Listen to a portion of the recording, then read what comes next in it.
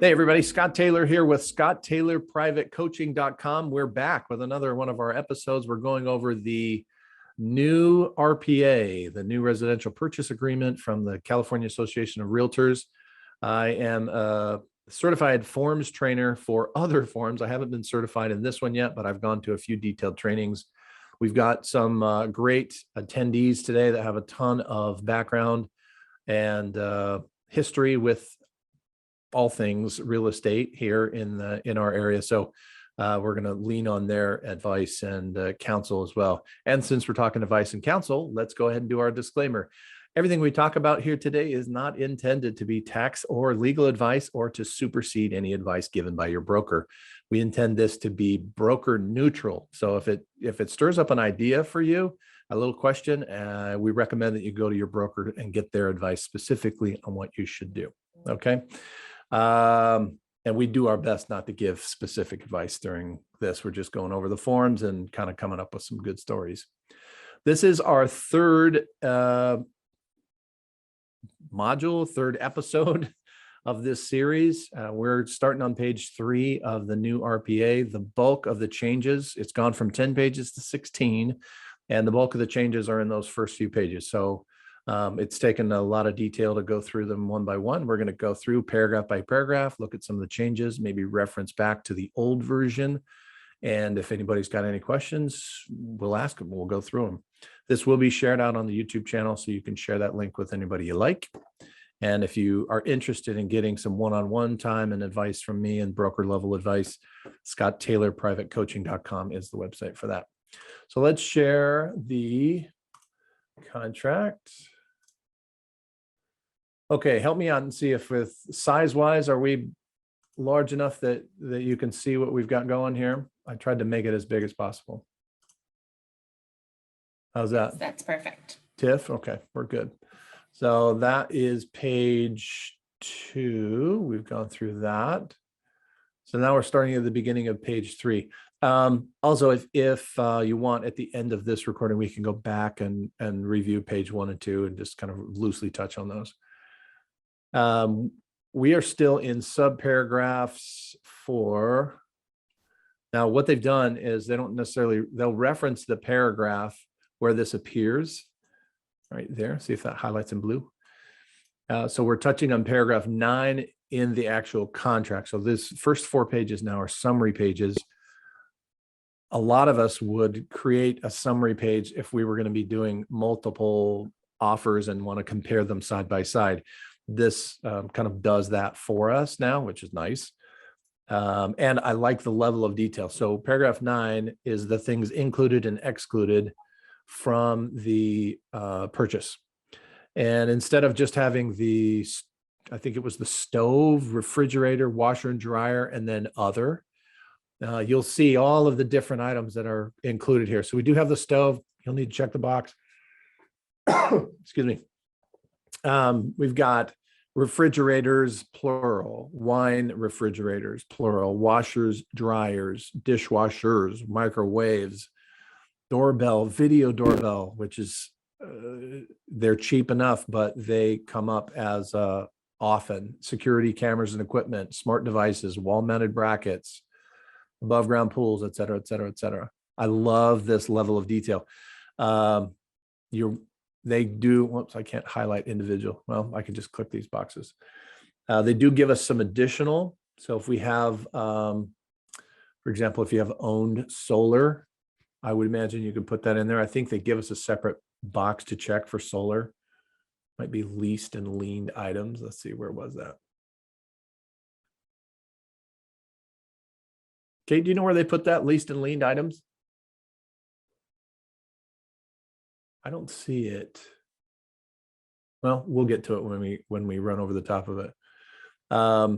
Any questions about this one? It's just check the box. We have excluded items as well. So if you have something in there that you want them to get rid of, or if it's an item that is excluded in the MLS, like a chandelier in the entryway, chandelier over the dining room table, and they didn't actually remove it prior to, sconces are one of those things that end up.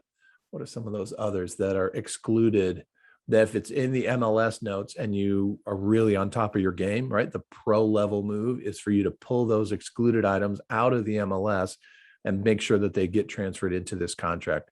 Listing agent's going to love you for that. The seller will probably love you because they're going to follow behind what their agent says about you. But the pro level move is to find those excluded items in the MLS and make sure that they're noted here as well. Allocation of costs is the next big section, is who's going to pay for what. I had an interesting thing happen just yesterday. I think we got a counteroffer from a seller, and the seller was demanding that the buyer pay for the seller's title insurance. And the buyer's actually considering it because it's a multiple counter situation. We basically had a situation where the offer price was so close to what we think the property would maximum or maximally appraise for, and the seller's looking to squeeze as many few bucks as they can out of this transaction. So as a way to leave the price alone and not run the risk that it won't appraise, they're pulling these high dollar values out of the contract. So they're making the buyer pay for their own home warranty, and they're making the buyer pay for the seller's title insurance. It's $1,500 for this particular transaction. So, and then the home warranty is another $700 or so. So that's a way for the seller to keep $2,200 in their pocket while leaving the purchase price the same. I thought it was a really interesting counter. I'd never seen anything like that in all my years of doing it. But nothing wrong with that. Generally, the seller pays for their title insurance and the buyer pays for lender title. And if they want to pay for title insurance, if they're buying all cash, they can. So it was interesting that that comes up, and we're going to deal with who pays for what in this section. So natural hazard zone disclosure, again, the seller is obligated by state of California to provide the natural hazard zone disclosure, but it doesn't say who has to pay for it. The state does not say that the seller has to pay for it, just that it needs to be provided to the buyer as part of the seller disclosures. So who pays is this whole section. Let's see if this is so frustrating to not be able to highlight, but you can see my mouse here where you can check the box, buyer, seller, or both. I think if you say both, you're going to need to write in something off to the side to break out what percentage. Again, these are all instructions for your escrow officer. So whoever is handling your escrow is going to need to know what percentage. So again, pro level move. If you're checking buyer and seller, they're going to split that $100 or $125 between the two of them, 50-50, then put in split 50-50 on there as well. We're primarily coastal, but then we also have some other environmental sensitive areas in our region. I think most California has something environmental. So I always check that box for environmental. Again, check with your broker and see what they would tell you to do, but I would say yes on that. If you do have a favorite, there are some NHD companies out there that provide additional benefits, right? One promises to do some legal counsel if you needed it, to protect you in court with their attorneys if you need it, if it comes up. So if you have a favorite, it gives you an opportunity to put their information there as well. It's cool. Other reports, you can add those in as well. Whoops. Again, we generally keep the pest report out of this if they're getting a loan. The lenders prefer it, we prefer it, and that can be negotiated outside of the purchase and sale agreement. In the event that you put the wood destroying pests or the pest report in here, keep in mind that the lender sees this contract and they're going to want to see a copy of that report, and they'll want to see that report with a clearance. And so then that pulls that pest report into your transaction as one of the qualifications to a condition, if you will, for the loan.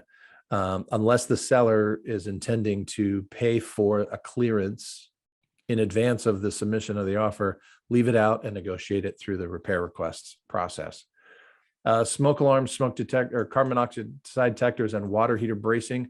This is an issue that when I was a broker, it came up a couple of times.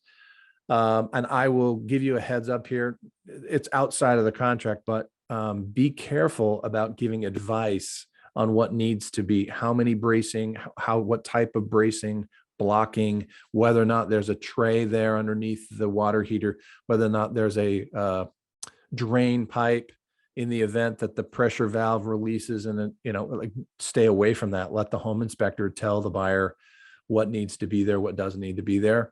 All we're talking about is who's going to pay to make sure that those items get added in. So smoke alarm, carbon monoxide detectors, water heater bracing. Again, stay away from where on the wall the smoke detector and the carbon monoxide detector need to be installed even, right? I had an agent was telling me how it is done. And I said, well, oversee, 2,500 transactions and then come back and tell me how that worked for you. Because I just stay out of it.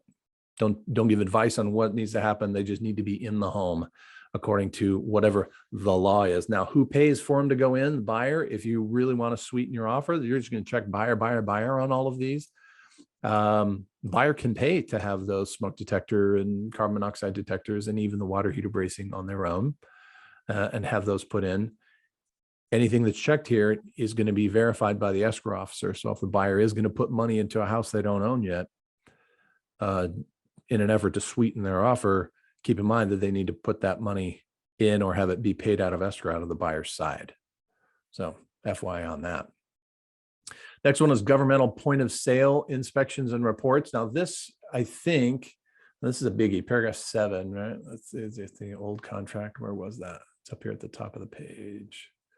So this is the old version. And I think we're talking about cost of compliance. Am I right on that, Kate? So you see this here? This is a big sticking point because many times, let me see if I can make it a little bigger. I can see some squinting. So the seller to pay the cost of compliance with any other minimum mandatory government retrofit standard as required as a condition of closing, whether the work is required to be completed before or after close of escrow. Many of the brokers that I dealt with, considered that to be sort of a blank check or an open-sided agreement, and they would counter these two out. And so as a result, I think that what we've got here is the government required point of sale inspections and reports. And then they've separated that out to be the governmental required point of sale corrective and remedial actions. So in our area, we deal with, and Tiffany, I'm going to hit you up for this. We deal with sewer laterals, which is required to have an inspection in some cities, correct? Correct. San Elizabeth's one. Okay. That's one of the cities that we do a lot of business in. But it's just the inspection, not necessarily any corrective or remedial action, right? The city will, you just need to say that it's been inspected. And so generally the seller would be asked to do that, but it's not required by the city, whatever city it is that who pays for it, just that it get done prior to close. Another one is what do I do? Low flow shower heads and toilets, sink aerators need to be low flow, and that needs to be certified in some communities and in others not. So you'll need to make sure that you get with your TC or your broker, make sure that you understand which communities require a form to be filled out, and the home inspector often can sign off on that, or you need to have a plumber or a contractor sign off on that. That deals with, these are our point of sale. They're required when we sell a property. So point of sale for most of us is like impulse items just when we're standing in line at the grocery store. So those are not government required, but with the sale of real estate, and different communities deal with different point of sale requirements. Coastal communities will have some different requirements. Older communities that are dealing with galvanized piping, clay piping sometimes, that's why they want these sewer laterals to be inspected. And so that's another reason why you would want to stay within your regional area so that you're familiar with what those rules are. Because if it comes back and that didn't get done and the deal closed, then the responsibility comes back and falls back on the agents. Oftentimes they'll get pulled in because they didn't make sure that it got handled. So be cautious on that. I do like, in fact, you'll hear me echo this over and over and over. I love what they've done to this. It is more tedious. And so for agents that just want to fly through and click a few boxes and fill a few fields in and then, go sell, if they're approaching it like a car sale, then it's a pain in the butt. but I love the level of detail, and I think it's protective for the agents. I think it's informative for the buyers and the sellers. I actually think it's going to reduce the amount of conflict before, during, and after the sale. I think it's awesome. And this specifically detailing out the government required point of sale and separating out the inspections and reports from the remedial action is a great way to do it. Now, if you leave this blank, it's going to be negotiated later. This is Chelsea King. How can I help It's you? always an opportunity for you to negotiate that Hello? out later. Hello, But this is an important statewide notification update. apparently it is. Let's mute that. Thank you. So it's always better to get these things worked out in advance as part of the contract rather than trying to renegotiate them later. Just as a matter of policy, matter of course. Of course, check with your broker to see if they have a recommendation, whether or not they want you to just arbitrarily have the seller pay for those or have them on there at all. I know some brokers recommend to leave it blank, so totally their call. Escrow fees are generally in our area. It's tied in with paragraph 19B. You can get an estimator on the app here on the phone or on your tablet, figure out how escrow fees are going to be, tell the buyer how much their half is going to be. Generally, it's split 50-50. There is I don't know who's dialed in on that. I don't think most escrow companies don't charge a buyer escrow fee and a seller escrow fee. I think it's just escrow fee, period, to handle the documents and handle the escrow. So if they say each to pay their own, in our region where we are, you see how they put that in there, right? Oh, man, that's frustrating me. But you can see my mouse here in the middle of the page there, each to pay their own fees. Check with your escrow officers that you love working with and see if they break out the difference between the buyer side fees and the seller side fees. If your region, the escrow officers in your region don't break out the fees by buyer side, seller side, this each to pay their own, it's going to be a really challenging thing for them to figure out, because they will have to arbitrarily like split it down the middle or get they'll request an additional addendum to clarify whose fees are what. May So- I jump in, Scott? Yes, ma'am, please. Okay, some of the limited service brokers will, when they sign the listing agreement with the seller, they will require that they use generally an out-of-area escrow company. Mhm. And the seller gets like a screaming deal and the buyer picks up, like 85-ish% of the escrow fees. So kind of be aware of that. We had, and this came up in the escrows for back in the short sale and REO days. How many years ago was that now? 13, 14 years ago, we dealt with this a lot, where the REOs especially would say, this is the escrow company we're going to use. The buyer agrees to do that. I did have some buyers that would use a local escrow company for their part of the transaction, and they would essentially work in tandem with the seller's escrow company. I don't know how they did that, because who took care of the recording, I don't know, but it worked out. It worked out fine, and the buyer felt more comfortable having an escrow officer of their own choosing, because technically the buyer gets to choose who the escrow officer is, who escrow is held with, because the bulk of the funds that are going to be sent in are coming from the buyer, and it's a protection for the buyer that they're comfortable with who the escrow is. The banks don't care. They're going to tell you who they're going to do the escrow with. They probably got a pre-negotiated deal, but be wary if there's a demand being made of who handles the escrow and it becomes part of the contract. Listing agent will often try and guide it. They'll say that the escrow has already been started. They'll get a preliminary title report from their favorite escrow officer, but I will tell you that it can be a condition of the deal on the buyer's side that the escrow officer is who they would prefer.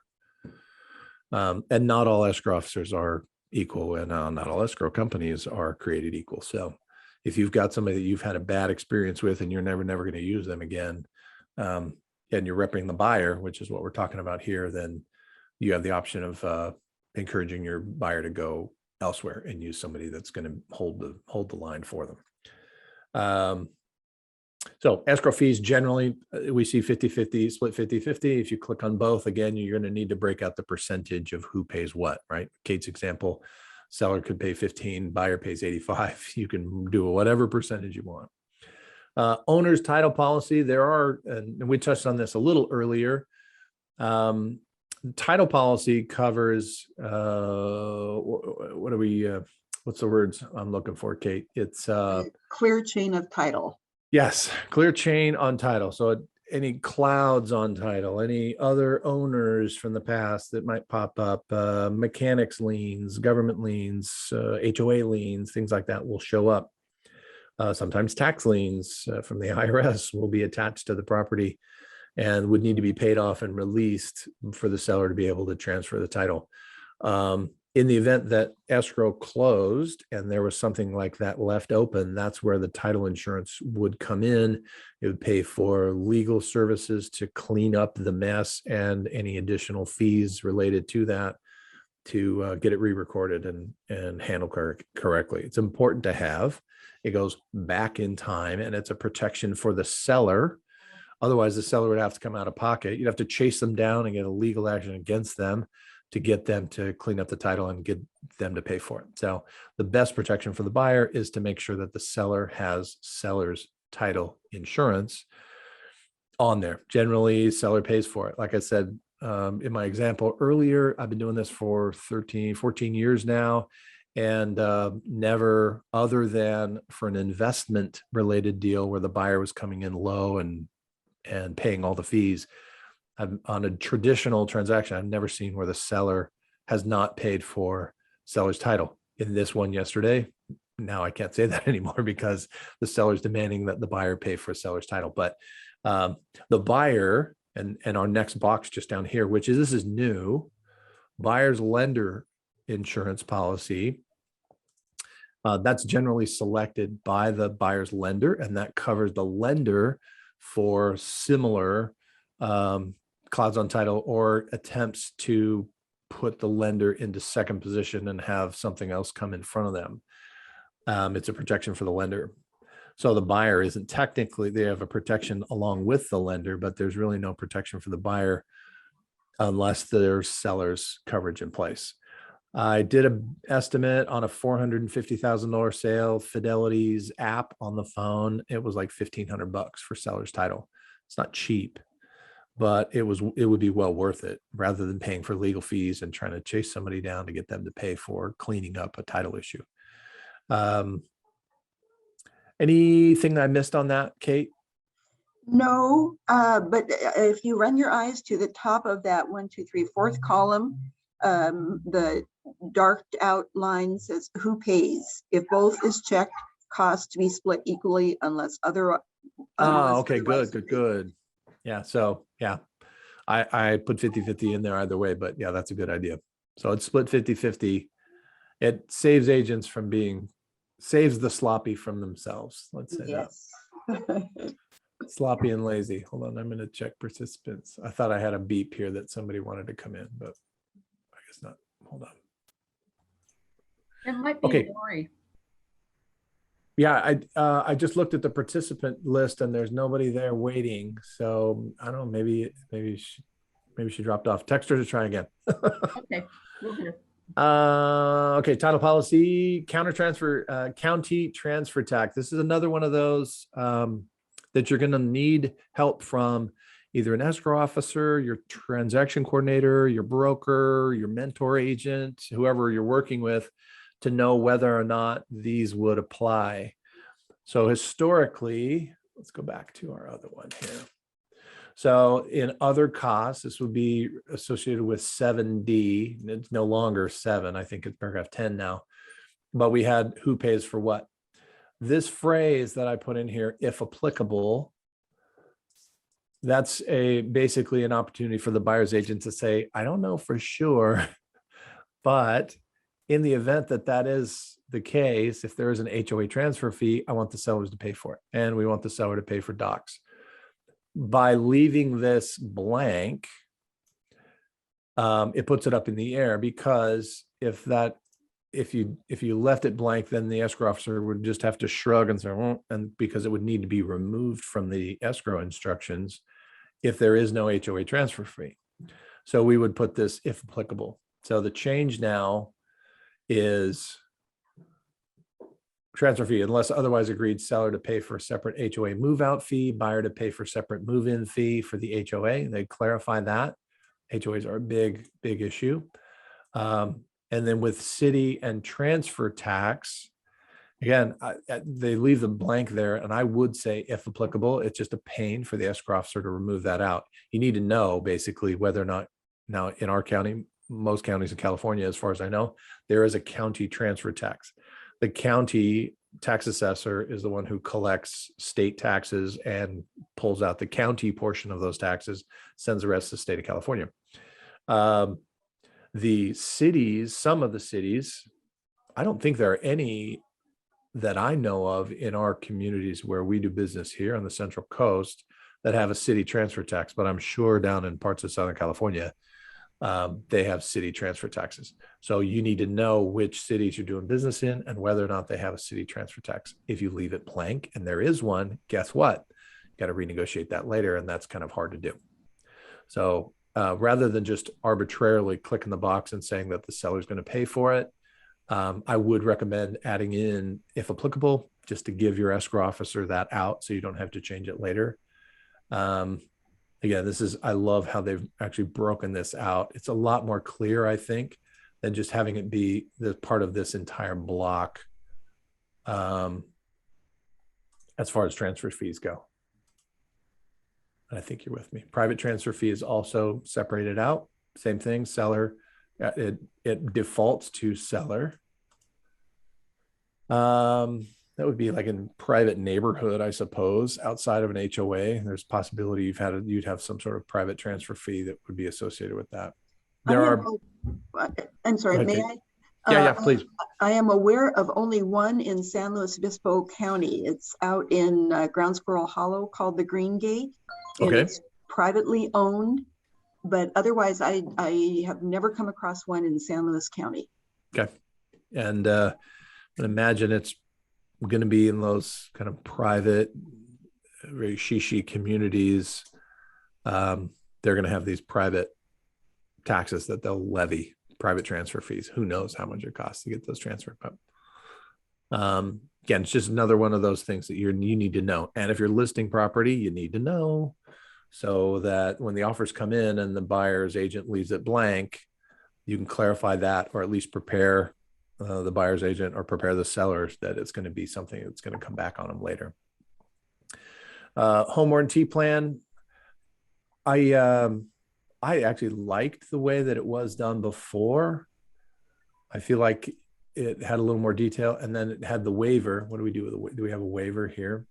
Oh, it's just a single box. It's just a radial there. So home warranty plan, you can actually break out what the plan is. I would recommend, and I think most brokers would recommend, that you have a warranty company that, or two, that you really understand their coverages and costs for most transactions. And that way, when you put in your fee amount, you know that it's adequate, and then you can type in the type of coverage: ultimate, platinum, super duper, blah, blah, blah, whatever. And whether or not it's to include any AC units and spa and pool, and because with the way we had it before, it had the option to do air conditioner, pool, spa, and other. Oh man, this is highlighting, driving me crazy. So I like that. Now you have to type that in. You do have the option cost not to exceed, and then issued by is all the way over here on the right. So seller's going to pay for it, cost not to exceed, company that we want it to be with. You can say seller's choice, buyer's choice, or select a company up front if the buyer prefers. And then this home warranty plan gives you the opportunity to detail the coverages that the buyer wants. It's pretty common for the buyers to ask for the seller to pay for something like that. My thought is that honestly, in the reality of things, it saves the seller in the end from the buyer to come back and complain that the seller, this was broken and you didn't tell me. Those kind of coverages, the home warranty coverages, help the seller in that instance. Plus the buyer wants every penny possible to go towards the purchase of the home, the down payment. And so the $600-700 that they're going to pay as part of the warranty is generally going to be expected to come from the seller in most markets. Question that I want to bring up. This is always a conversational item. I have had agents say that they, as a matter of course, cover that or pay for that coverage, pay for the home warranty, as if the seller won't, they'll pay for it for the buyer as a move-in gift. Kate, in your experience, have you come across, like, does that increase the buyer's agent's liability in any way? It's going to come out of their commission. So I always, whenever we're talking about chipping in commission to make something happen, I always kind of steer away from that. And I look to liability. I don't know that I don't have any examples of anything like that happening, but have you bumped into that at all? Does that put up your spidey sense to? I have not ever seen it create a problem, but I find that it is like the least appreciated gift you can give your buyer. Absolutely. And so, I pay for move-in cleans because that really gets, I get a lot of bang for my buck out of that, but home warranties, not so much. Yeah. Kate, Yeah. are you saying when you're representing the seller, you're paying for the cleaning, or when you're representing the buyer, or both? To be honest with you, I generally do both. Wow. No human being, no matter how good their intentions, has got the energy to do a really good cleaning when they're moving out or moving in. And when my people come and they see my cleaners cleaning fan blades and baseboards and everything else, I get enormous appreciation for that. So I generally do both. Great. Yeah. That's really cool. I mean, and it's half the price. It really is. Yeah. Yeah. And I think that, again, not to get into tax advice, but you check with your tax advisor, but that's probably something that you could write off as a business expense as well. And I do. Yeah. So, okay. I love that. So yeah, again, if you want to give your buyer a gift that they don't appreciate at all, buy them a home warranty. Otherwise, let them pay for it or let the seller pay for it if they want the coverage. Okay, that one took longer than I was afraid of, but we're finally getting into some of the details of the contract itself. So this is our transition point where we go from the summary style to a kind of a more traditional contract that we're more used to. I'm going to see if we can get through this 4th page at least today. If you guys can hang in there with me, it'd be awesome. We did burn up a little bit of time waiting for everybody to get here in the beginning. So, and my plan is to go till 2:30 on these, do a full hour and a half again this week, next week, the following, so that we can knock this out. Property addenda and advisories. I got a probate purchase agreement or addendum that goes on there. It's not a separate agreement any longer. It's just an addendum. Manufactured home is the same. So we don't have to necessarily have a manufactured home purchase agreement.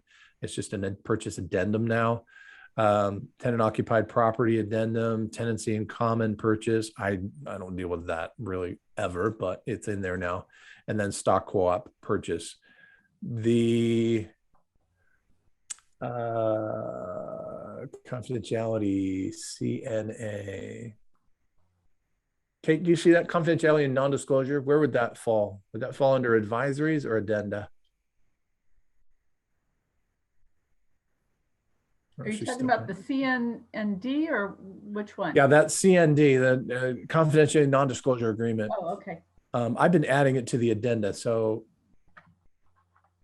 this corresponds with the old contract is paragraph 6. Is that 6? 5. There it is, 5. So it was broken out like this, side by side, and then had an option for other terms. I would generally put other terms. We talk about cleaning, right? So seller to have property professionally cleaned prior to close of escrow or prior to vacating property, something along those lines.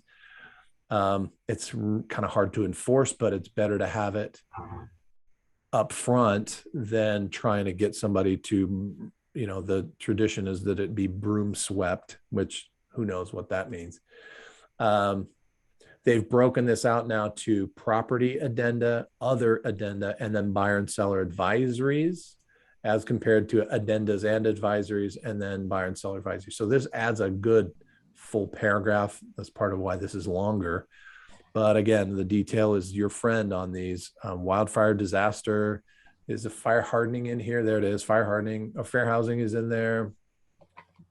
Oh no, fire hardening is not. We deal with fire hardening in our community. So we have a lot of those areas that your broker's probably going to want you to put fire hardening as a part of these.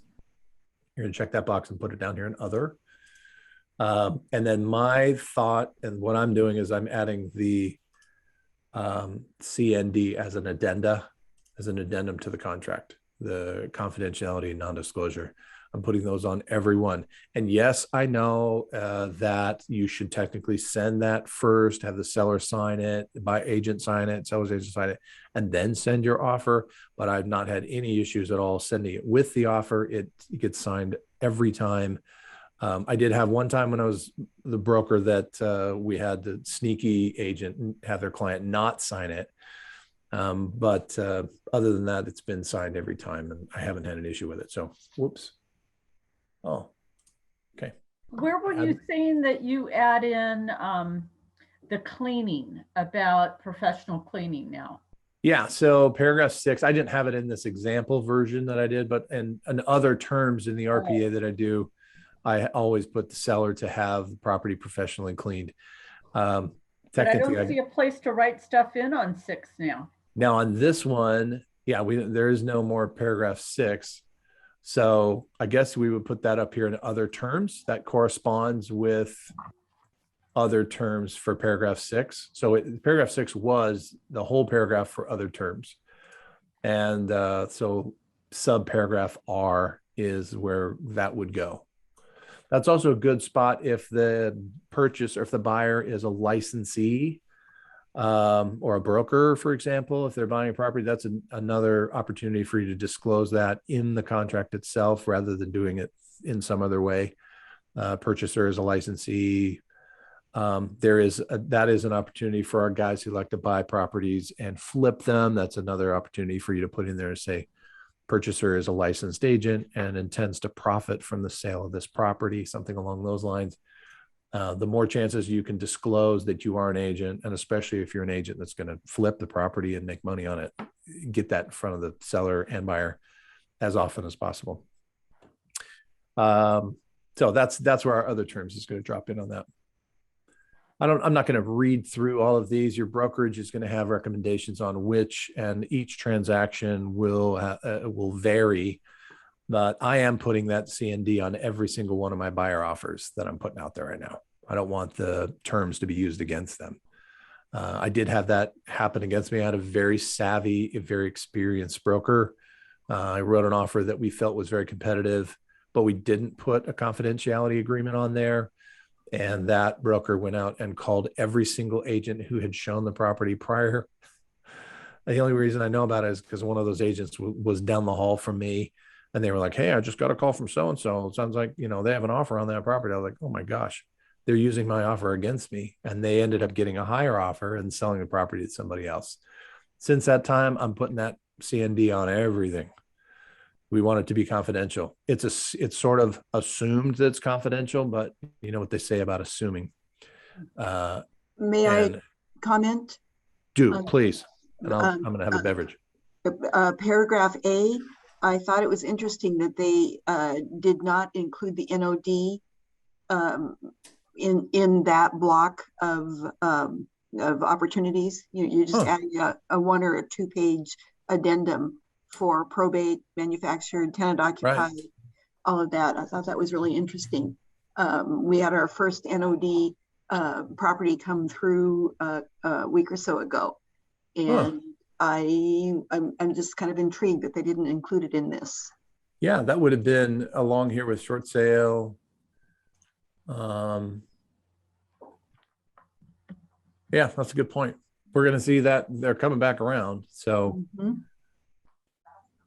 I'm sure they'll add that in the updates. Once they have a need for it, they'll probably hijack one of these other fields and put that one in there. So for those who aren't familiar with it, NOD is notice of default. And if you have a property that your buyer is purchasing that has a notice of default filed on it, it's a public document, public record. And so the Association of Realtors has come up with that NOD form to make sure that everyone is aware that the property is in default. And there is a possibility that if they don't act fast enough or the property actually gets foreclosed on, that this contract will be null and void because the property gets taken over. So it's a good disclosure. If you have, again, another one of those pro level moves, you need to check the title and make sure whether or not an NOD has been filed on that property. Part of the foreclosure process. We'll have separate training on that for sure. Wildfire Advisory. I don't know if there's any other advisories, Kate, that you kind of recommend to your agents as a matter of course. I think fire hardening is one that we're seeing a lot of right now. But I don't know. Talk to your broker and see if there's anything that they recommend. Additional terms. So if you go back, and I should probably create 2 instances so we're not making people dizzy. But if you go back to page 1, we talk about initial deposit amount and increased deposit amount. Now we're going to reference paragraph 5A, which is where we're going to go now.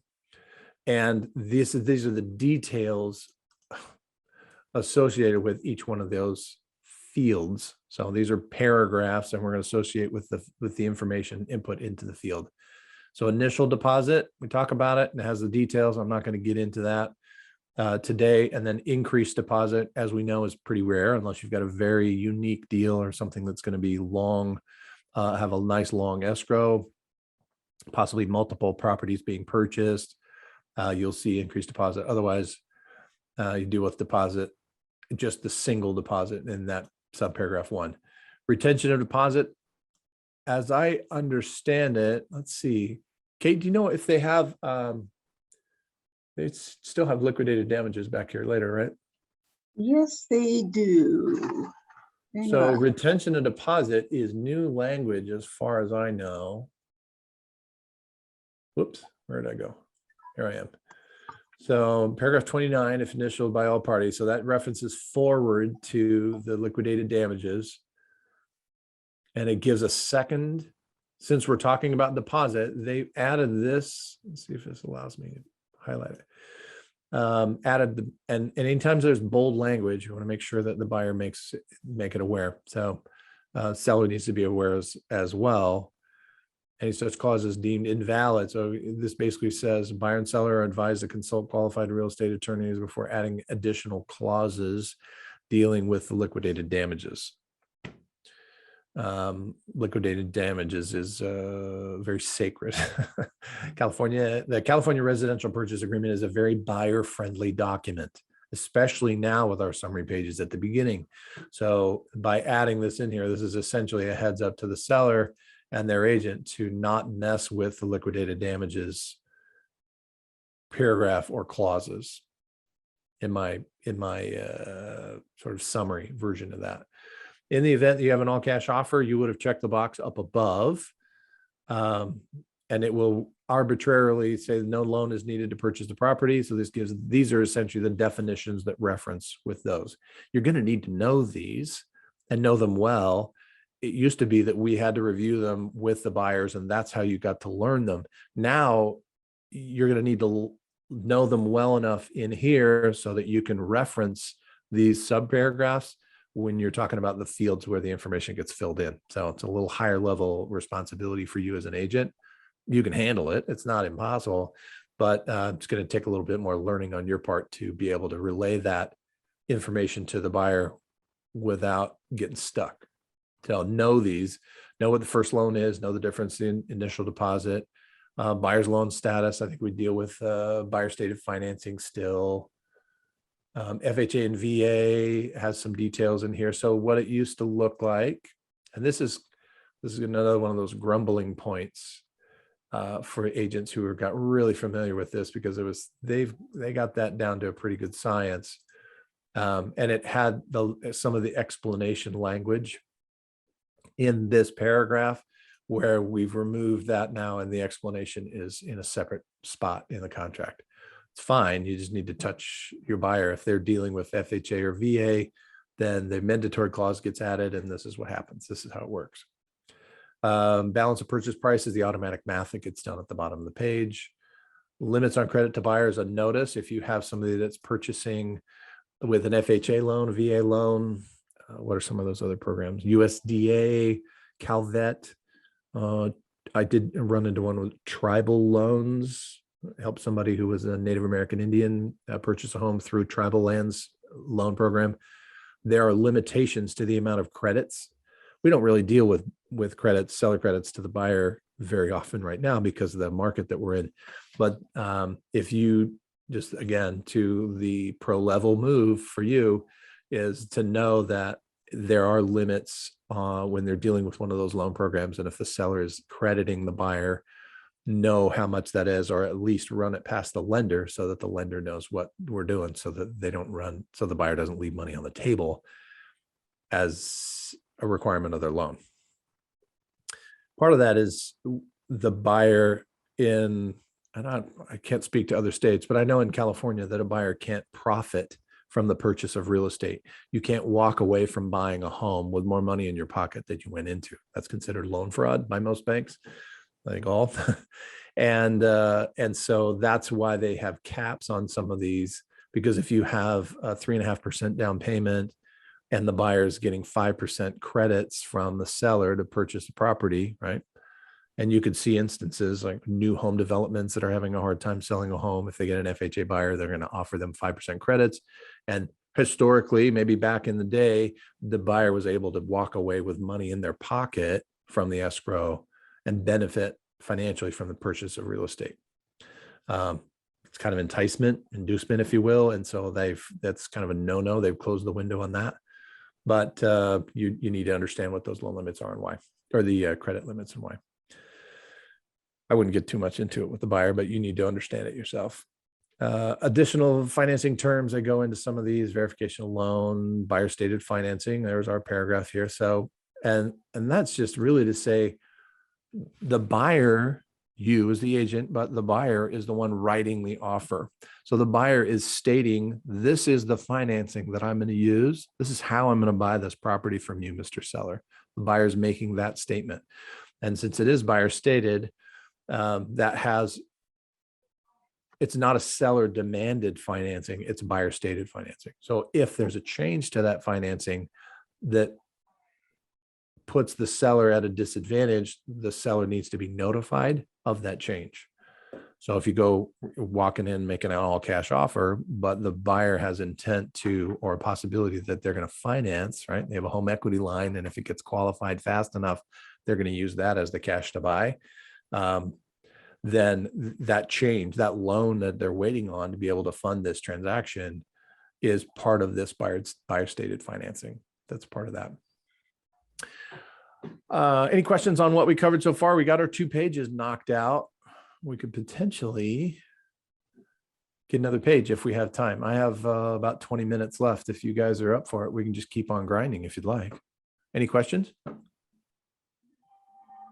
We're getting in kind of the nitty gritty now of the contract, which really is where you earn your money as an agent, is understanding these clauses and what they mean, and then being able to overlay that into the requirements and the sort of the needs of your individual buyer.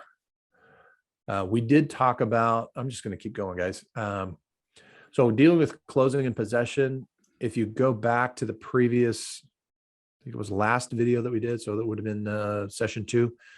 We do talk about occupancy and the effect on that, especially occupancy, to impact available financing. So previously, it was a lot easier. I don't have that off the top of my head. Buyer intends or not intend. Where am I?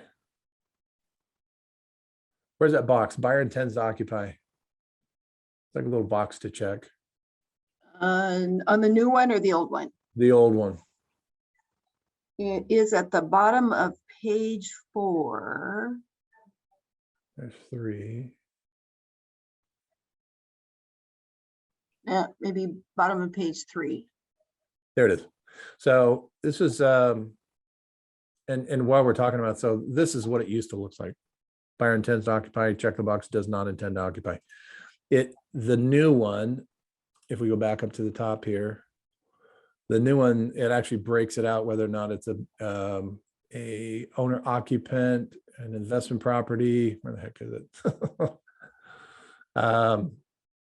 Occupancy type. Here it is. So it's E, subparagraph E, and then it references paragraph 7A. So occupancy type. This is the paragraph we're covering now. It defaults to primary residence, or if you check secondary residence or investment. Many of the loan programs that we were just referencing, VA, FHA, tribal lands, Calvet, USDA, those have a requirement that the purchaser, the borrower, live in the home as a primary residence for a minimum time period. Some are 12 months, some are 24 months. So and I had this happen where the buyer was attempting to buy a property with an FHA loan, but they were coming in from outside of the area. This particular guy was coming from Ontario, which is not Canada, but California. And he's like, I'm going to use FHA loan. Well, I'm like, bing, bing, bing. Like the light starts going. I'm like, are you moving here full time? He's like, no, this is going to be an investment property. I'm like, well, I need to talk to your lender. I knew that the conversation was going to come up, that he was going to ask me to check the box that this was going to be a primary resident, because it defaulted initially to the buyer intends to occupy as a primary residence. The rules of an FHA loan are such that he would have to either commit loan fraud and lie to the lender, and I would participate in that by checking that he was going to be, or leaving it alone, that he's going to occupy the property as a primary resident, or you would have to get a different loan program. So that, and the banks do see that as loan fraud.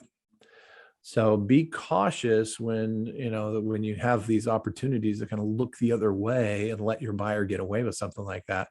It's a big deal, this occupancy and the effect on financing. Now, maybe right now loans are easy to get and the lender doesn't care one way or the other. But I do like this new contract that allows us to have these secondary homes, because that did create some gray area for agents. If it was a secondary home, it's like, okay, is it a primary residence? Well, not really. Is it an investment property? Not really. And so now it's a lot more clear. However, we do have this occupancy paragraph as a way to kind of have that discussion. You really don't necessarily need to have a long chat with your buyer. Most of them, in fact, I think this guy, who I don't think he was really intending to defraud his lender. I think he just tried to put two and two together on his own and was like, oh, well, this is the best rates and terms. And so that's the loan program I'm going to use. The reason why investor loans require 10 to 15, 20% down is because there's more risk that they will be abandoned and foreclosed on later if the economy turns, or if the owner of the property doesn't make money. It's less likely that somebody's living in it on a full-time basis that they're going to abandon the home. And so they get much better terms and interest rates, lower down payment, more risk for the lender, for owner occupied. So it really is a big deal. So be cautious on that, be aware of it.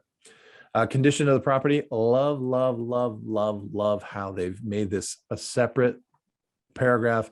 The bold language for the investigations, and I'm sorry, it won't let me highlight, but I like that the as is right up front. This is an as is purchase. We deal with repair requests, but the seller's not obligated. Like any of these terms, anything you want to get thrown in, stuff you want the seller to pay for, put it up front, because whatever they agree to is now the definition of what the as is sale represents. The grounds is to be maintained in substantially the same condition on the date of acceptance. All debris and personal property not included in the sale will be removed by the close of escrow and time of possession. This is a great way to set this up and to put it across. As agents, we go back and forth sometimes just before closing. It's like, hey, get the dryer out of the backyard, get your stuff out of the garage. We don't want your box of old magazines and busted ski boots. Get them out of there. And so part of what we dealt with before, when we recommend when you're going to take occupancy of the property, put that at a time of day that allows you as the agent or your broker to solve problems. Don't put it at 6 p.m. when everybody's gone home for the day. Seller remaining in possession we could probably have a separate training on that altogether. Just keep in mind that the SIP is a separate form for that, seller remaining in possession of the property. It is set up to be 29 days or less for a very clear reason. If the seller intends to occupy the property for 30 days or more, they're going to push into landlord tenancy law in the state of California, and then you deal with all sorts of landlord issues on the part of the buyer, who may or may not be savvy enough to be a landlord and would probably miss a lot of the disclosures. I don't know, and I have not come across if they're using a residential lease after sale, if that puts the residential agent in a position of being a property manager, right? The seller or the buyer's agent, the buyer may expect their agent to handle the disclosures, right? Bed bug disclosure, earthquake, flood zone, like all this kind of stuff that needs to be disclosed. I don't even know what they are because I don't deal in property management. But your buyer, if you're setting this up for the seller to remain in possession for longer than 30 days, they're going to anticipate, I will tell you right now that they are going to anticipate that you are going to handle that for them, buyer's agent. I think it puts agents at a risk of delving into and dabbling in property management.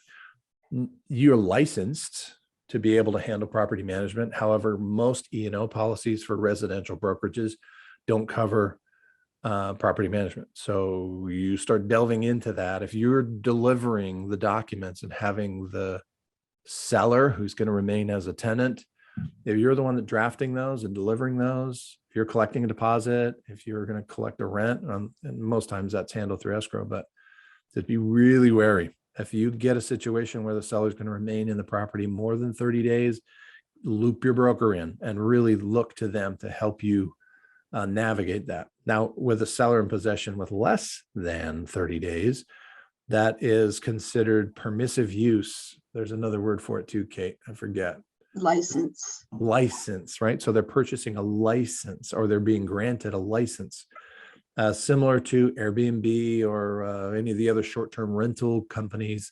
You'll notice that those contracts are for 29 days or less in California, to the point where you have, if you are in a property, you're going to be there for 60 days total. On the 29th day, you got to move out, spend the night somewhere else, and then come back in and start new with a new 29-day time period. Because those companies don't want to get into the property management business, right? They have no intention of doing that. And that's what you're putting together if the seller's allowed to stay. I've got a transaction with pretty detailed ranch property. She's got half a dozen horses on there, and we're negotiating so that the seller and her horses and other animals, farm animals, can stay on the property up to 2 weeks after the close. It's a pretty straightforward form, the seller in possession, easy peasy. But if it was 30 or more, I would get really wary, and that is a protection for the buyer. So just know your stuff when it comes to seller in possession. Would be my recommendation. Look to your mentor agent, look to your broker. If you're paying for coaching with me, I can walk you through some of those to give you a point of reference so that when you do go to your broker, you come in with knowledge and background on that. Happy to do that as well. It does give instructions on, at the close of escrow, the seller assigns the buyer the assignable warranty rights for all things included in the sale, if they can. Now, windows are one of those items that are only under warranty with the name of the person who paid the invoice, name on the invoice, which probably ties back to the original builder. Lifetime warranty, as long as that person who is on the warranty is still alive and still owns the property. That is, allows them to get out of some of their warranties. So, but those warranties are going to transfer with. One thing too that we're dealing with while we're talking about transfer of these kind of things is the solar panels. I have had it come up where the solar panels were reported to be owned, when in reality it was one or two other things. So we have prepayment of lease. So it'll be a 20 or 30-year lease. The seller would say that it was owned, or let's say, so the original installer the homeowner that originally installed the solar panels was paying a lease payment. And then it came time for them to sell 2, 3, 4 years down the road. They decided they're going to sell it. So as part of the negotiation, they told the buyer, hey, we'll pay out the lease. We'll buy our way out of the lease. The buyer then at that point moves in, and her expectation is that the solar panels are owned by her. But all the previous sellers did was prepaid the lease. So the lease is still in force. The lease management company is still required to come out and inspect and do repairs. If something fails in those boxes on the side of the house with the big pipes coming out of them, that's on the leasing company. So that lease has just been prepaid. So it came time for her now to sell. She then says, oh, it's owned solar. And we get into it and realize, oh, well, there is a lease there and we need to get that lease transferred. Well, the lease had been sold and bought and sold by different leasing companies. So we had to track down the leasing company. And it sure would have been nice when I listed that property to have known that in advance. So keep in mind that owned solar may be owned solar, but there generally is some sort of servicing agreement that's attached to that that would need to be transferred as well. So even if the homeowner came in, plopped down 40 grand, had the solar panels installed, there is probably somewhere in the contracts that a service contract of some sort that somebody's going to come out, keep them clean and check the connections, make sure they're all working correctly. And that would need to be transferred at sale. So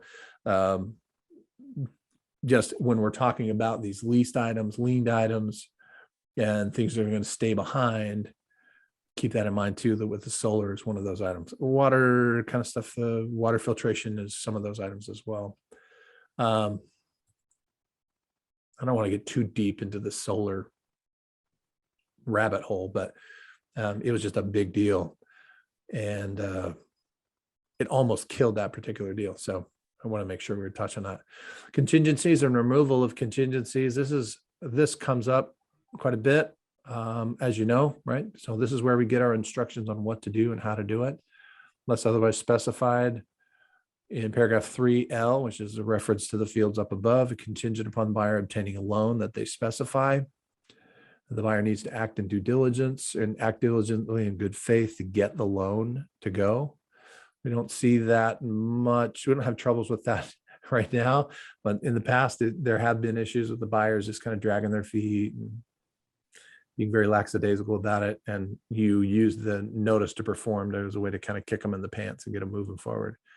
Then these are essentially definitions and paragraphs that reference the fields that we're touching on above. So if you have any questions on that, we'll touch on it. But appraisal defaults to 17 days. I think they all default to 17 days now, right? Let's see. Yes, loan went to 17 days also. Right, 17, 17, 17. So appraisal, interesting that the appraisal request needs to be, is what's referenced. It's not, and then the completion of the appraisal is referenced separately. I don't know why they did that, but I think that's a good idea too. I mean, the more clarification we can get, the better, but everything's 17 days as default now. Scott, do you or Kate know why they changed the loan contingency to 17 days? Wait, you remember what, 7, 8 years ago when the loan went to 21 days? It was because Dodd-Frank came in and nobody knew how that was going to affect a lender's ability to respond. And since it looks like we've ironed out all of those wrinkles, Carlegal felt it was safe to go back to 17 days. And plus, with all the computerized qualification, and if the buyer is providing their documents, it's a really quick process for most lenders to get them qualified. Yeah, and right now I think we're all experiencing problems with timely appearance of appraisers just because they're so darn busy. Yeah. But you know, that's gonna evaporate soon too when the market adjusts. So the experts think that keeping all of the contingencies at 17 days is the rational thing to do. Yeah, I like that. Did I good, miss Kate? out Or on Kim? you guys saying when you thought the market was going to adjust? Well, it always has. Yeah, it's tough to tell when. Yeah. We've got a lot of corporate buyers going on right now, and still surprisingly a lot of Asian, international money coming in to buy. We don't see it quite as much here, but there's a lot down in Orange, San Diego, LA counties, a ton, and the Bay Area as well. A lot So of the until- bright and beautiful out there that you always talk about. What's that? A lot of the brightest and beautiful properties that are out there for sale now that are being snapped up. A lot over $1 million. Yeah, there's that threshold. We had a little kind of a glass ceiling there of sorts at $1 million for a long time. It was tough to get property. If you got a listing over $1 million, it was like if you were going to list it at 1050 or 1,100,000, you'd almost want to just stick at the million and hope that you get them bidded up to where that would sit.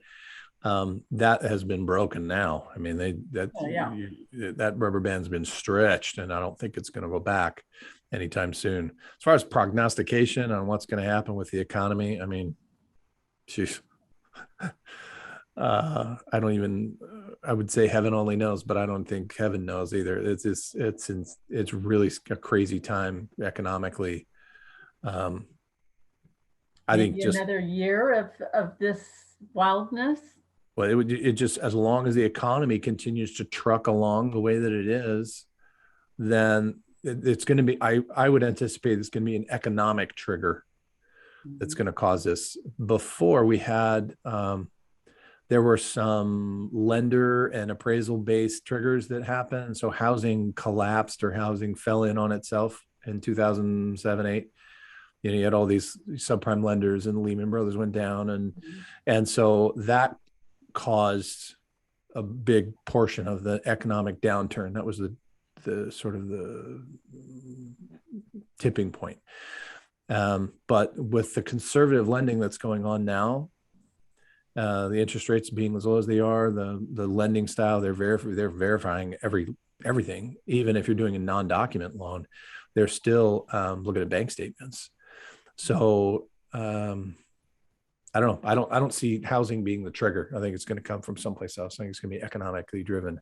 And I think that the political climate in the US is on a trend to put us more in line with what you see in places like Europe, where there's a higher percentage of people that are renting. And I think you're going to see, like, this next generation coming up, there's going to be more renters than there are homeowners. That homeownership rate that we capped in 2005, 2006, I think that was going to be the high point for generations. I don't see it going back. That's my thought.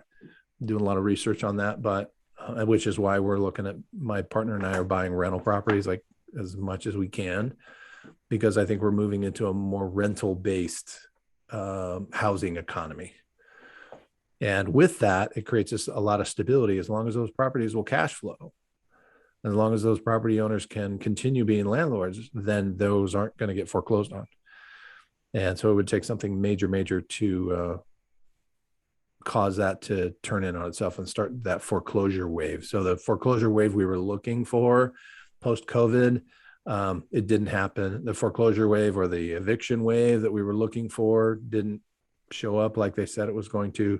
So it's going to be something else. I think it's going to have to be something pretty major to slow this economy down to the point where it affects housing inventory. Each year of the last 3 years, 2019 was lower inventory than 18. 2020 was lower by about 40 or 50%, right, Kate? We did some math on that. Yeah. And then 2020 estimate is in our communities, we're down by 60% compared to 2019. And we're essentially a grocery store with empty shelves. And so with the demand that's there, whatever you put on the shelf is going to sell, and we'll sell at a higher price. So I don't know. That's for what that's worth. I'll probably edit all of that out on the YouTube video, but that's my thought on that. I don't see it coming anytime soon. I gotta go, guys. Well, it is 2:30. So let's cut off. Tiffany, will you make a little post-it note and say we're going to pick up at paragraph 9 when we get back together, and prepare for next week, guys. We're just going to go week. We're going to boom, boom, boom, and knock them all out. That sounds Um, great. So I will stop the video here. Hi, bye guys. Sign up for coaching.